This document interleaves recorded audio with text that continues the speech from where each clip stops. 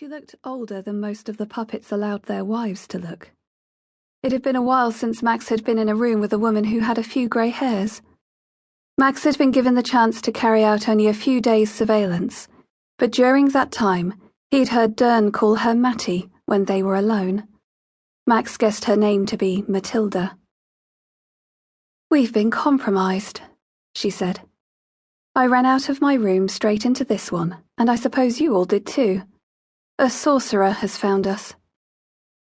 "Shit!" One of the men frowned at Max. "You're an Arbiter, aren't you?" Max nodded.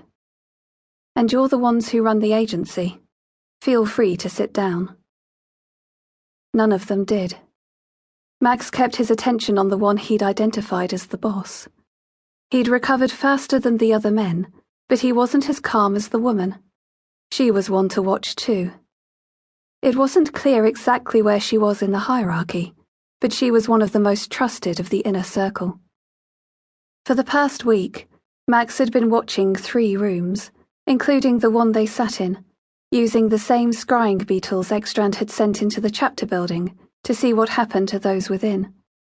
He would have preferred an opportunity to thoroughly brief Ekstrand before coming through, but the sorcerer had been unavailable. Petra had said it was because he was at war with the sorcerer of Mercia, which was clearly demanding, but Max agreed with the gargoyle's appraisal. Ekstrand was actually only remotely useful 1 day a week. As they'd arranged outside, the gargoyle sat behind Dern to identify him for Ekstrand. "How dare you break in?" Dern said. "How dare—" He stopped when a burning line described a doorway in the stone wall, and a way opened out onto the nether. Mr. Ekstrand strode through, wearing his black suit, cape, and top hat. As it had been when speaking with the puppet, and at the Rosa party in Aquaisulis, his face was obscured. He pointed at the group with the silver tip of his cane as the doorway returned to stone behind him. "Sit down." They complied.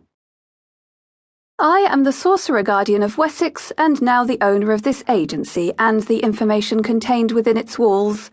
Operations will continue as they always have, but I will be informed of all decisions made outside of the day-to-day running, and will veto any I disagree with." "You will not," Dern said. "We're outside of the Heptarchy and a long way from your domain. You have no right to do this whatsoever." Ekstrand smiled. "As you so rightly point out, you are outside of the Heptarchy and indeed outside any recognized domain. Therefore, you have no protection from any third party, so I can do as I please. I don't care if this upsets you, and I have no interest in what you may think your rights are. You are parasites, living off the Fae's puppets, and have no moral high ground to speak of." "And what if I refuse?" "Mr. Dern," Ekstrand sighed. "I understand that you and your employees use Fae magic here on a daily basis.